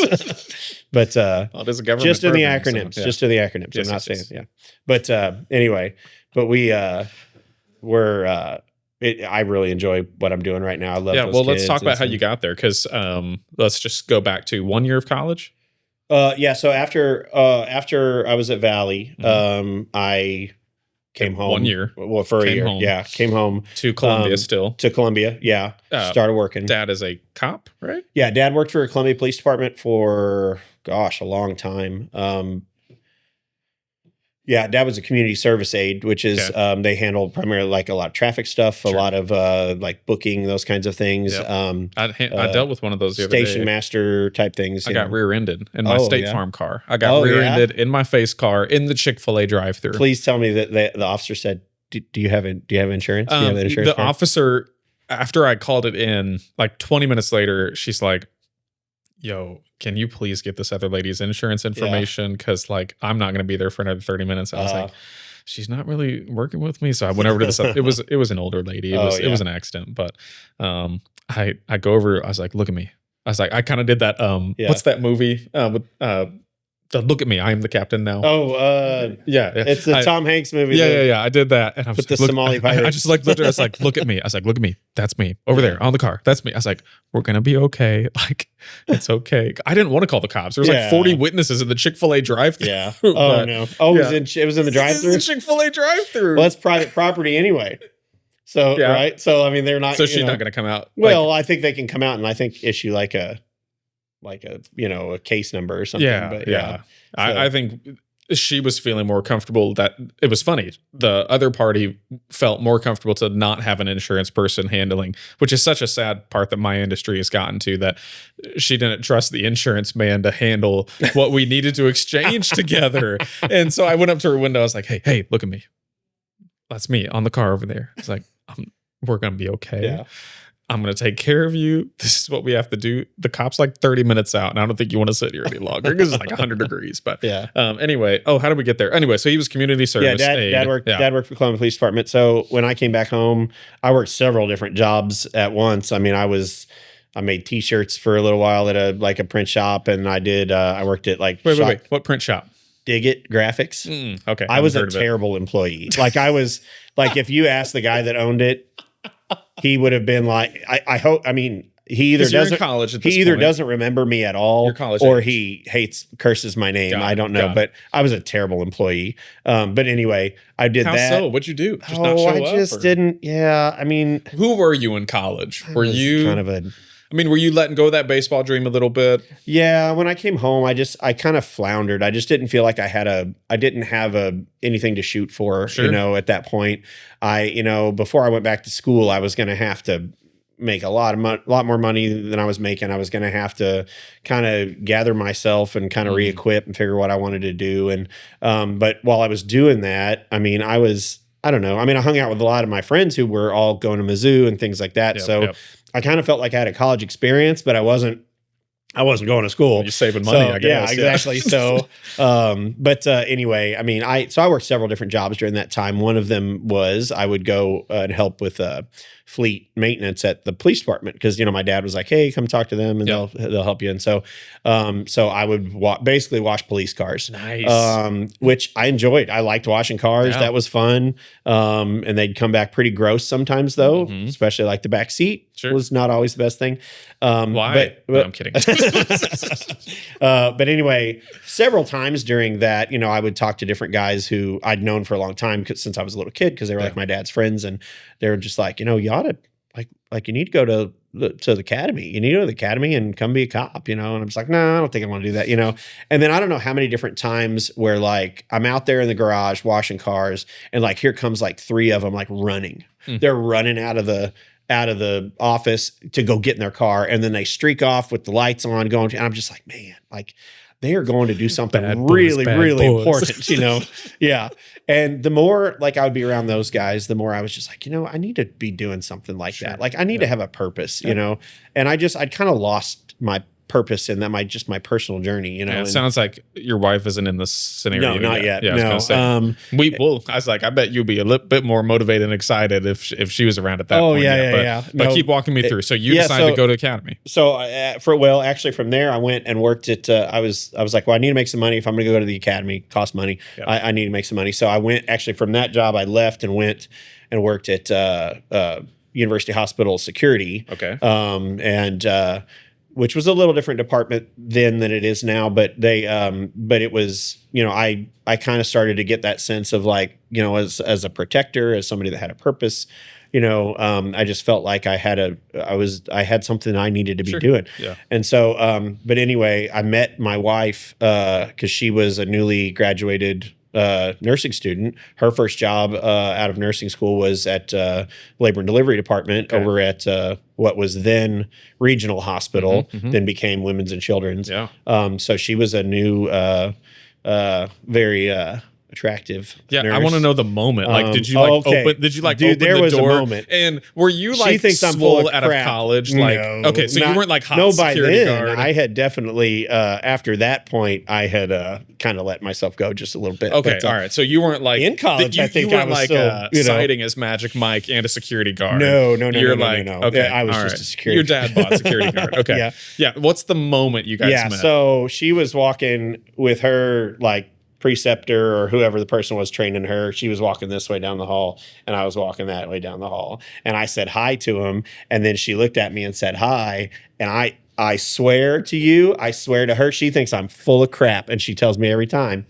I saw her in my mind. Yeah. I saw her in a wedding dress, and I was just like, dude, like that's her. That is who my mom has been praying for since I was a little kid. That's who I've been praying for. That's her. And I just gotten out of a relationship, a long-term relationship, and I was just like, wow, this is the one. This is so 90s. It is. Well, this is what happens when you watch these. I know it's mid-2000s, but it feels like absolutely Karate Kid, like kind of just. Yeah. It was like slow motion and like, Prince starts playing and, that kind of thing. Uh-huh. So, yeah, that kind of yeah. So anyway, I went back to my buddy who was, the girl that trained Kim, a friend of mine that worked at the hospital, he was dating that girl. And so I was like, dude, who is the new girl on labor and delivery? And so I think labor and delivery was feeling much more protected and secure than the other floors were at the time. Why? Well, I just made my rounds maybe more in that, in that Have you watched order. The Office? Yeah. Oh, yeah. When like Roy has had his like third soda in the break room, and Kelly's like, "That's like your third soda. Why are you even up here?" That's you back there, just like, why is he here so much? Man. I'd bring her candy. I'd bring her Look at chocolate. you. She loved Yeah. chocolate. This was before cell phones, probably at this point, or maybe right she in the had dawn one of it. Okay, because she made some good money at the time. Yeah, I don't know if I did. Mhm. Like the cell phone I had was from the security office. So, Yeah. but anyway, but yeah, no, I think we had cell phones by then. Maybe I can't remember. But anyway, but we so we started.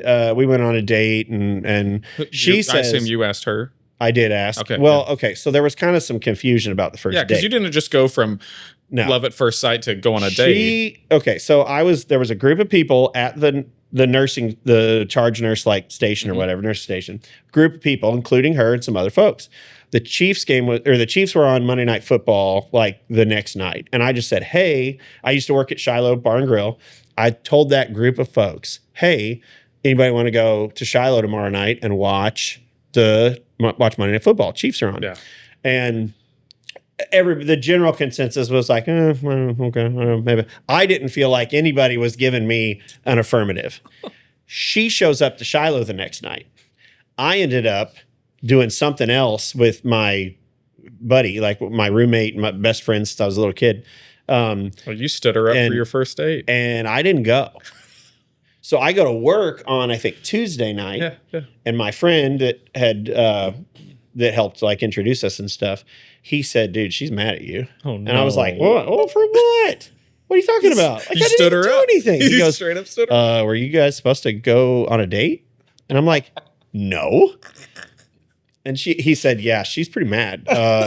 Did you say like you were going to go watch football or something? And I was like, I said that to like 6 people.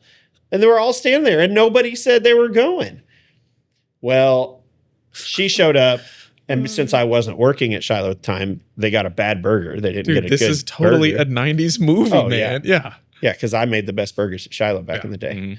And then so I had to kind of work my way back into her good graces. Mhm. And we went on a date. We went to my friend's house because he was dating the girl that was training him. Double So date. we went over there, double date. We went to played some games and stuff like that, and things went really well. Like after that, we were Nice. pretty connected for some time. Still connected, as far as I know. She's So in she's she in South Korea right now. Yeah, with Nice. Mizzou Nursing. So. It gets how long has she been there? Long It gets time. a little weird after a little bit, right? I dropped her off on the 5th at Oh, the yeah. airport. So we Yeah. went from Wisconsin to London, back to Wisconsin, and I have not seen my family since probably the second week of. I haven't seen any of my since yeah. like July 13th, so not as long as you. But it gets a little bit weird after like a week. You kind of start talking to yourself. Yeah. And at least you got your kids, I guess, with Yeah. you. But Yeah, it's and that part's been good. I mean, my boys are awesome, and now they're older now, so I mean, right. I can have adult conversations. I mean, it's Yeah. not just like we're not just Dude, talking it's about. just me and Henry at my house. Yeah. And last night I got Chipotle and I shook it too hard and spilled the whole thing. Has that ever happened to you?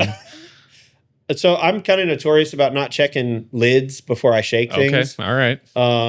There's a famous time I did it when Peyton was really young, Mhm. and I took some barbecue sauce and shook it up before I started, and the lid was not on because no one in my house knows how to put a lid back on anything Yeah. or seal a bag in the freezer. Sure. A lot of times I'll grab like a bag of like frozen Yeah. berries, Mhm. and then all of a sudden it's all over the freezer. Yeah. But anyway, I shook last night. I shook up some Worcestershire Mhm. wash your sister sauce. Worcestershire. Yeah. Yeah. I shook that up and the lid was not on, and it flung all over the place. So Peyton and Ben got a really good laugh about that. Anyway, so I don't know where I was going with that at all, but don't know either. But yeah. it gets weird when Yeah. you're home Oh, alone. about being that home long. alone. Yeah, you So said I'm you just like spilled your looking food. at Henry, and Henry's like, I'll clean it up. Yeah, I'll take It's care of that for I'm you, just Dad. having dialogue with my dog. Like, I'll clean it up. So I still scooped most of it like into the bowl and finished it. But no, it's a weird feeling. I mean, I think she's ready to come home. I mean, yeah. When does she come home? I pick her up the 29th, so it's Jeez. still a while. My family comes home tomorrow, Lord willing. So, Yeah. Well, they get ready. They're going to go to kind of stop off in Japan before they come home. So they're Cool. going to have a few days in Japan and then come home. So, Dude, she's world traveled. yeah, she Have is. you- She loves have you to world travel. traveled? I've been to Germany. Okay. I just left the and- country for the first time in my life. Oh, really? Yeah, Yeah. never left it. I love to go on trips. I love, especially like road trips. That's I love doing that. Kim, I mean, if it were up to Kim, we would both quit our jobs and we would just travel nonstop, different countries every Yeah. few months. Yeah. I think in theory I'd like to do that, but I also, Well, yeah, it's like if I had all I the also money, am somebody that needs like structure and roots, and because if I don't have some sort of structure, I kind of go nuts a little Yeah. bit. So, Yeah. but I love to travel. I really like to travel with them, with my family. But she loves it. Now I think she's ready to come home, but I think it's because such a that's long, a long trip. run. Yeah. That's a long run. So, and it's hard, there's a lot of fatigue, I think, that happens too when you're outside of your normalized culture and your normal sleeping. Yeah. I mean, they're 12 hours Food. ahead of us. Yes, So, yes. I mean, it's pretty crazy. But I was mostly worried about like I have such a physical routine of like when I go to the bathroom, when I drink coffee, that kind of stuff. Yeah. I was most worried about going to London, but London wasn't bad. It was 6 hours ahead. Yeah, So yeah. that wasn't bad. But yeah, a whole 12-hour shift would be. Yeah. I'd be getting hungry at like 3 a.m. It'd be that Yeah. way. So you mentioned earlier, Kim was like, oh, this is the one my mom's been praying that I've been praying about. Did you like grow up in a Christian household? Have you always had faith in the Lord, or was there kind of a conversion moment for you? And even if you grew up in that Christian household, because I think we talked about you guys going to CenterPoint, right? Mhm. Yeah. We've got CenterPoint roots too. Yeah. Was there a moment from I'm a Christian kid to, oh, I'm actually following Jesus? What was that story for you? Yeah. I mean, I grew up, in a faithful home. I mean, I accepted Christ at a very young age. I mean, I got baptized at a very young age. I mean, Where'd you get baptized at? I was in Marshall, Missouri, Oh, okay. First Baptist Church in Marshall. I got baptized in the Wilson's Total Fitness Pool down on Forum. Yeah. Well, that's where we baptized people Okay, there when I worked when I was in ministry at, you might at have been there CenterPoint. when I got baptized. I don't know. I'm trying to Did think. you know my dad? I don't know. Because he led worship there. You would have probably known him then if he led worship. Maybe. Yeah. And there's a lot of folks that were there like early on, like Right. before I went into ministry, that had left. Like I wasn't there for the Scott Claybrook days, but I think Okay, you I were. was. Yeah, Scott. Me and Scott really kind of came up in the. But I remember Doug Phillips. Yeah, Doug. Yeah, Doug's kind of one of Did my he retire? fathers of the faith. Yeah, he retired. He's much more, I think, kind of apostolic type figure for several churches. Sure, sure. In Columbia now. And before we get way far off my question about your faith, just clean me up. So where CenterPoint used to be is it a different church or did it change names? No. So CenterPoint Church used to be in the on North Providence in the old Kelly. That's where we went. Yeah. Kelly building, I think they called it. And there's a church there now. Yeah, there's a church there now that is not affiliated with, That's what I with thought. CenterPoint. Because CenterPoint, It worked out well. Like I think they contacted our folks and were just like, hey, what's going on? We heard you guys were moving. Yeah. What are you doing? What's going on with the building? And they were able to move right in, and they're a little different, than I think our church is, but we moved into, it's really kind of funny story. Our CenterPoint Church moved into the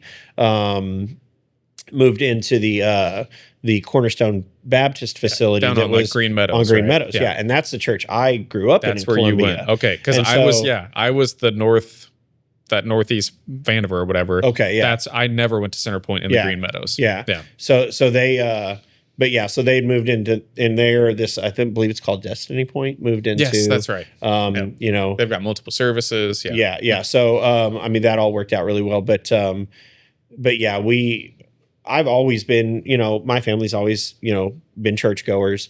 My faith journey, I've always been faithful. Sure. I mean, I've struggled at times, Yeah. and I think, in order to be, I think really to realize your true faith, in Christ, you will struggle. You will have moments of doubt. And, I think that's where Jesus grabs a hold of you and, So you didn't need to like go down a super big drug out road? No. Because that was kind No. of the pressure, Never I been a think, big, of like 90s and 2000s Christianity was like say what you just said again. I want to make sure I answer that question. I've never been a big drugged out, no, I've never had that. Okay. All right. I was hold on, I need to make sure. I couldn't tell if you said drugs, yes. like you drag that out No, or you were no. drugged. No, I don't have a real but that was kind of the pressure, I think, of like growing up in even 90s and early 2000s Christianity was like, unless you had a really significant like the people who got heralded were what felt like the younger brother in the prodigal son story, even though that's not a perfect analogy either, because that was of the fold and then left, sure. But I felt that pressure of like, and now as a parent, I'm like praying for boring testimonies, right? That's been kind of our prayer as a small group. But I think that's kind of a hard thing in Christianity is these people and that it's totally okay. But like when you're sitting there, and maybe it's just it's the culture of this person looks popular, that he's being celebrated, that he was once just super crazy on this and that stuff, and now saved from that. Yeah. I felt that as like even like I didn't feel emotionally connected to the Lord because I hadn't gone through something that like felt super like I had run super far away, so you didn't necessarily have to go down some sort of awful path. Not in my younger days. I mean, if I had a real, like kind of a true faith being tested moment, it was when I was older in my 30s, when I had a major, health scare. And so, that's really when God, I feel like helped me to kind of fortify like what was important in my life, who was important in my life. And that's what really turned me back towards, leaving my, old occupation, leaving, making a huge life change. Eventually become a cop, right? Yeah, I was in law enforcement for a long time. And actually it's crazy. This last week, a buddy that I went through the academy with, who we're still really, really good friends, reminded me, he's like, hey, do you realize it was 20 years since we graduated from the Law Enforcement Training Institute? And I was just like, I didn't need you to tell me that. Like, you don't need to tell me that stuff. I don't Have you seen that Don Cheadle, Kevin Hart, where he says he's 50? Dang! Yeah. He's like, no, I didn't say that. I said, dang. Yeah. No, I had, that's when, I mean, if you really, my true, I mean, like, testimony, if you want to talk about like the dark night of the soul, that's when that happened. In my 30s, I was 35, I guess, and had I was having really horrific migraines. Couldn't figure out what was going on. I never really understood migraines. I thought when people said, "Oh, I've got a migraine," I was just like, I felt like they're being real dramatic about their headache. Shut up, you've got a headache. Pop some ibuprofen, drink some water. I did not realize what a migraine was. It is maybe, I struggled so hard. So it was bad, really bad. But I went through about a year dealing with it, and I was going to a chiropractor. Chiropractor was like, "Oh, we can do this with chiropractic care and that kind of thing." Kept going. Nothing really changed. Kept doing a lot of different things. Nothing changed. Finally, we went and visited my buddy who lived down in Tampa. Had a great weekend. Hadn't had a migraine in a while. On the way home, driving from Tampa, actually it was about Atlanta, I think, I started getting a really bad migraine, and I had one all the way home for like the next 18 hours, whatever it was. And I was just like, Kim, we have to do something. Like, I don't know what the answer is, but I'm going to keep going to doctors until they say, because there really wasn't an answer yet. They was just like, well, let's try this medicine. Let's try that medicine. That nobody's taking pictures of your brain. Right. Yet. And so finally went to the doc about that. And he said, okay, well, let's really look at this. The doctor did a balance test, and I could stand up on my own, I guess. And he said, wow. He goes, well, the good news is you don't have a brain tumor. And I was just like, what? A brain tumor? What are we even talking about? Like, I've got headaches. This doesn't mean it's a brain tumor or whatever. And he said, well, I tell you what, just to be safe, why don't we order some MRIs? I'm like, sounds good. Went and did an MRI. Of course, they say, what kind of music do you want? I'm like, of course, 90s, rock, 90s grunge. 90s that's my thing. Whenever very I've done first song, like country. Yeah. Very first song was Red Hot Chili Peppers' Soul to Squeeze. Very first word he says is, I've got a bad disease. That's the very first thing that he says. And I'm just like, that's not good. I really the noticed, 90s movie. Yeah, I really noticed things like that. Yeah. So, but anyway, got an MRI. Doc calls me the next day. It was about 4:00 maybe. We were all at our house here in Fayette. You've got kids at this point. Yeah, I had Peyton and Ben. I think they were older element. Peyton might have been fifth grade. No, Peyton was 3rd grade. Benny was, I think, maybe 1st grade. Are you in Fayette at this point? Yeah, we're in Fayette. Yeah, we lived here. We lived here even before I started teaching here. We still lived here because Kim was teaching at Central Methodist at the time. She nursing. Yeah. Okay.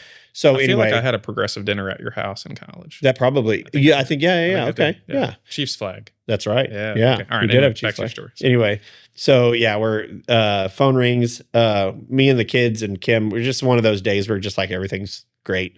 The kids were like, we were all on our big like bed and like wrestling with the boys. Again, and just 90s movie. beautiful Everything's perfect. moment. Yeah. Like one of those like the movies where it's just like, wow, nothing ever bad will happen to us. Yeah. And everything's in slow-mo, like happy. So kids got like a pinwheel kite. Exactly. Yeah. No. And so phone rings, and it's the doctor, and he says, "Hey, I need you to get down to University ER as quickly as you can, and I need you to pack a bag." Wow.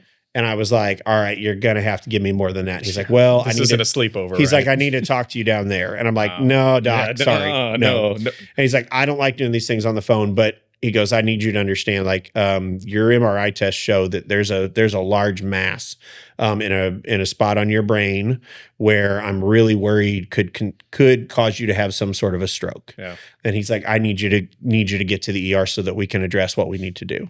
And I'm just like, mass, like a tumor. And he's like, it looks that way. We're going to need to do some tests. And I'm just like, what are we talking about here? And so anyway, we go. Me and Kim have ourselves a little freak out moment. Sure. Sent the kids across the street to our friends across the street, the Spaders, Cassidy Spader and Noah, their house.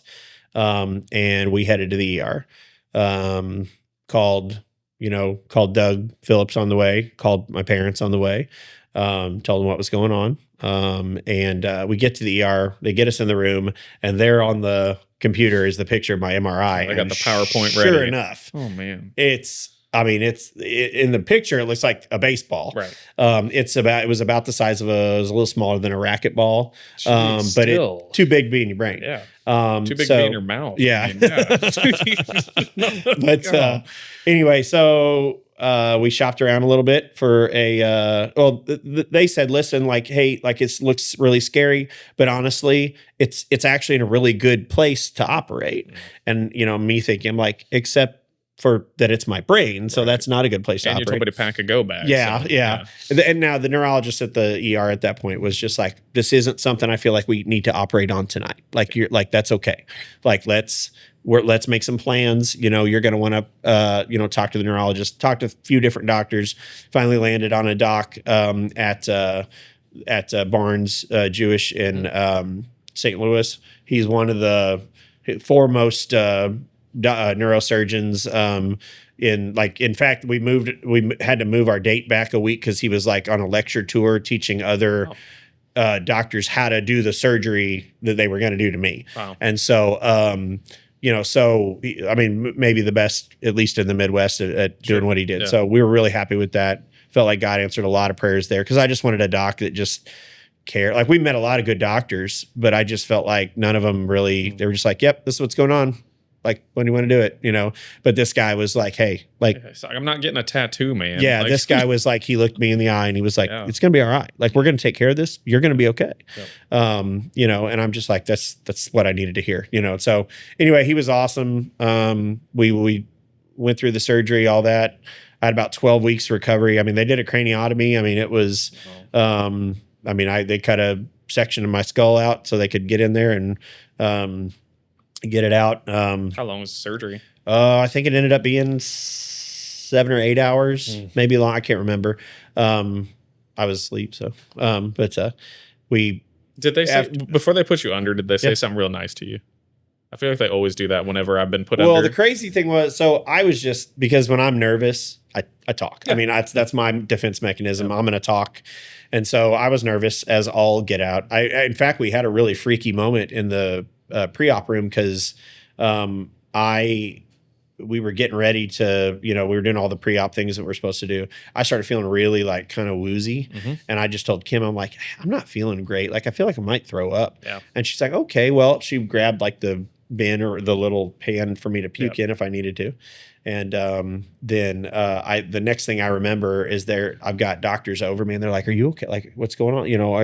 Apparently I had passed out. Oh, well. And the doc thought I was so like nervous, like that I was just like, and then just kind of released at some moment. And then it's like a vagal response is what they call it. And I just kind of passed out. So scared everyone to death because especially when you're hooked up to monitors and stuff at that point, most of the time you don't realize what's actually happening when you pass out. Right. And like, apparently like I was out like 19 seconds, like no pulse and that kind of thing. You flatlined? So that freaked people out, Yeah. But Doc was like, we're okay. That's not something. Also, it's got to be awesome to have Kim in the room because she's like, I pull babies out of. Yeah, she's fine. I tell you what, I mean, she is my medical professional. Like, I have my doctor, but you don't even need ChatGPT most of the time. Yeah, I know. Yeah. But she's awesome through all of this. But anyway, so we went through the surgery. That part scared everybody. I mean, my mom and dad were there, and Kim were there, and I think that was something they did not necessarily need at that point. Anyway, so did the surgery, everything went well. Biopsy on it came back that it was negative. It was not a cancerous tumor. But it was in a really bad spot. It was on my occipital lobe, but it was attached to the main draining vein in your head. And what that can do is it was pulling down on it as it was causing these migraines, and it's causing real bad visual migraines because it was on my occipital lobe. And so I would have these crazy psychedelic, like, things that would happen while felt like my brain was trying to come out of my head. So during the migraines is when you'd have some side effects of horrible. the visual. Yeah, just crazy, like, auras and flashes and just, you were it like was seeing nuts. people. No, not that kind of thing. But it was just like, it was like, sometimes it was like almost a kaleidoscope of just like, it was nuts. But anyway, they were able to take it out. Everything went well. That was a great surgery, all that kind of thing. I had 12 weeks of recovery. Couldn't work. Couldn't, that kind of thing. And it was just like, things were quiet in the house. I'd slowed down. There wasn't a lot going on. You were put in a chair and you were forced to slow down. Yeah. And it was like, I just kind of felt like, it was like God was like, hey, while you're here, maybe we should talk about some things, And now I don't necessarily believe that, I don't think God gave me a brain tumor. I don't believe that. Now, some people may believe that kind of thing. I don't know. I might be like a 2.5, 3 points Calvinist. Yeah, maybe. I like to have my cake and eat it too, because my opinion would be like, well, he let you have it. Yeah. So. Well, right. I mean, but that to me, we could really go down a theological rabbit hole here. Uh-huh. But I do feel like he takes our dirt and can make it beautiful. Yeah, he we takes certainly know he turns our things pain and make it, a triumph, and so through that time, I was just really thinking about like, what am I doing, with my life? I mean, how much time am I wasting? I mean, my job at the time was great. I loved my job, but it was in Columbia. It was almost an hour away. Yeah. Because I was working at the Columbia Regional Airport as a public safety officer. Yeah, that's a haul. And my hours were sometimes, could have been 16-hour shifts, could have been 12-hour shifts, could have been, so I was gone a lot. It was like I was gone maybe sometimes for like 3 days at a time, really, because I would only be home to sleep. And it's like I do get a day off, and it's like, oh my gosh, my kid is 7 years old. He's 8 years old. Now he's saying words that I didn't teach him. So I don't know like what's going on. Like, they are adults, they're becoming young, and so during that recovery time, Peyton started playing baseball in Boonville, and I got to kind of help not help, but I help him, and I was just like, man, I miss this so much. I miss being on a ball field. I miss it so bad. And I really started exploring what it would be like if I changed my career. And they had an opening for paraprofessional at Fayette. And males in that profession, especially working with special education students, are very sought after. Dime a dozen, and so they needed, they had an opening, and I was just like, this is something like I've always really wanted to explore. So they also had a coaching opening. They'd hired a new coach as well, but they had an assistant coaching opening. And so it was something we jumped at. Kim and I prayed a lot about it. We really thought about what it'd be like. There was a significant pay cut, but I wasn't going to be, the commute wasn't as horrible 2 hours anymore. a day in a car, yeah. The whole reason we moved to moved to Fayette from Columbia was because I was sick of her having to commute. Sure. And so it was just like, man, we could just kind of do everything. And here. now we've reversed it, right? Does she work in Columbia? Yeah. Now she works at Columbia again. So, but anyway, so we were just in a position where it was just like, you know what? I think this is what we're supposed to do. Yeah. Prayed a lot about it. I stepped away from I was in ministry. I was, bivocational pastor. I was an associate pastor at CenterPoint at the time as well, which was also taking up a significant amount of time. Yeah. That's not a part-time. I mean, I don't know, as far as, pastors go, I don't know what the right way to do a lot of those things are, as far as, focusing on your family, but also on your church and also those kinds of things. I just know I was doing it wrong. That's what I know. Whatever I was doing was not working. It wasn't working for my family. It wasn't working for me. I wasn't working for the ministry, I don't believe.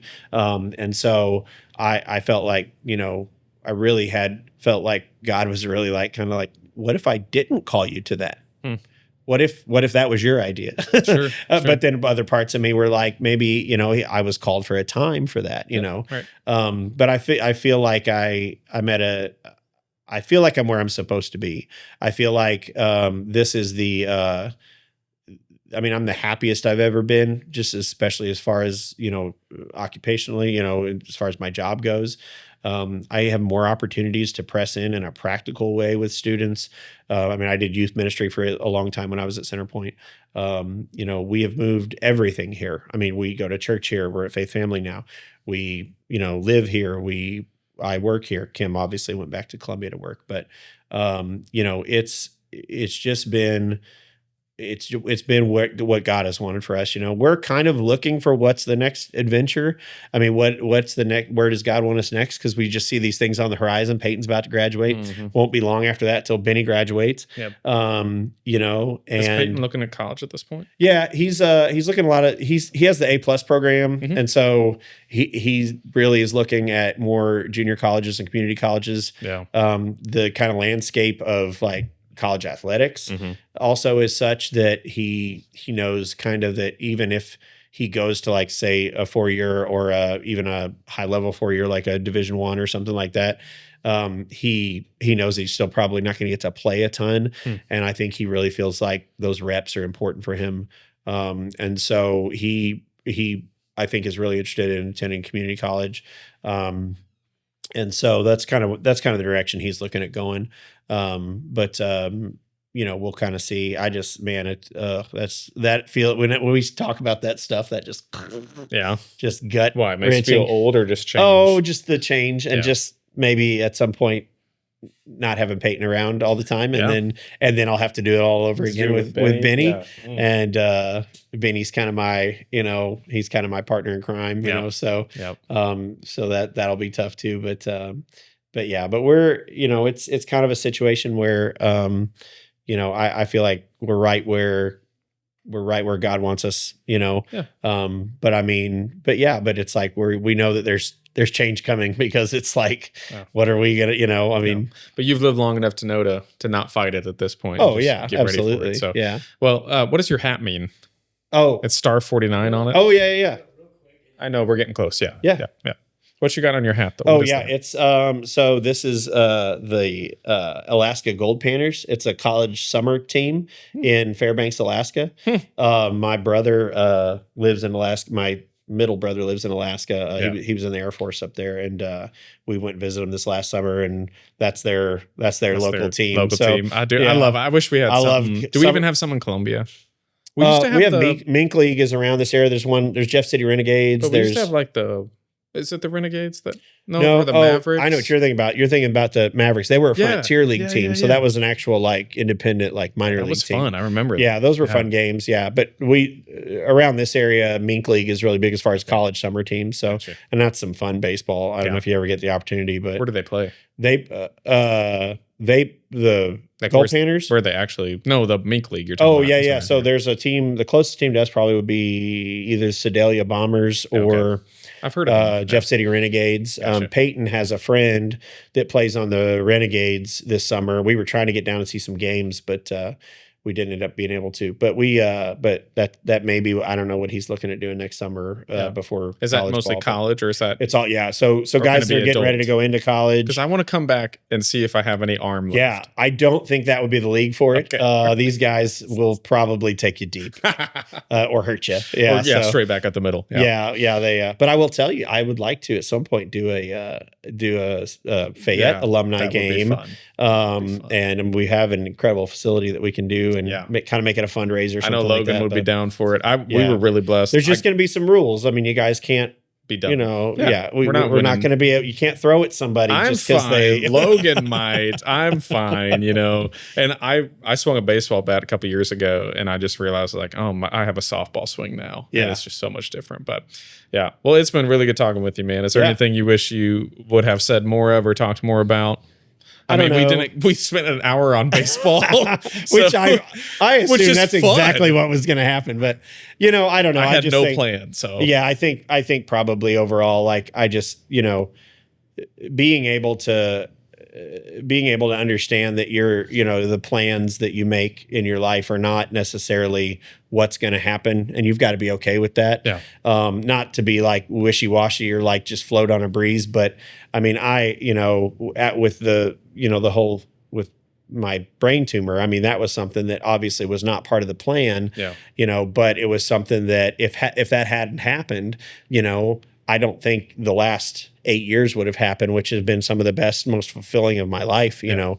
And I think my family would agree with that as well. You know, just those opportunities wouldn't have happened. I might have more money, but I'm not so sure I would be as happy. And I just spend it. The more I get, the more I spend. Yeah, well, exactly. Chick-fil-A. Yeah. And then you just gripe about not having enough, no matter too what expensive, you know? Yeah. So I mean, but I just, I mean, that was probably one of my, you know, just if you want to talk like testimony wise, I mean, that just being able to trust that, you know what, it does not matter how rough things get, no matter how bad the pain is, no matter how bad the situation is. I mean, it's just like, you know, the sun is going to rise in the morning, you know, are you going to rise with it? You know, that kind of deal. And so it's just, that's what I learned from that situation. And it's something I want to teach to my students and my players and my kids and people that I come in contact with. I mean, that's the biggest thing I got from that was just being able to speak into others' lives who are in a similar situation, especially with like a scary health, you know, thing. I mean, it's something I was able to kind of press into Peyton's life this last year when he went through his injury, you know, you know, I hope he actually listened to it, but I think but anyway, but no, I appreciate it and the opportunity to come. This is really cool. I think I've enjoyed all the other episodes that you've done. So thanks, man. So nobody's outdoing Amanda though. That was really fun. Yeah, that was really fun. I'm ready to bring her back. She's got more energy than most of the elementary great. School students I had. So she's pretty impressive. It's wonderful. Yeah, I think what I just kind of heard you say, just to wrap it up with the bow, is, you know, focusing on when you kind of give up on trying to win the whole entire game and focus on every pitch, life gets a lot more fun, a lot more happy. You have to take it, just moment by moment. I mean, nothing's guaranteed to you. The next breath isn't guaranteed. And I mean, you have to live every single one, to its fullest. So absolutely. Cool. This is one. This was fun. Thank you, man. Thanks, good stuff. Thanks for having me. Anything else you want to say? I don't to think the people. Yeah, I don't know. Play sports, guys. Play baseball, but realize like it's about winning the pitch, not the whole entire career. Yeah. Cool. Thanks. Outro music. Thank you.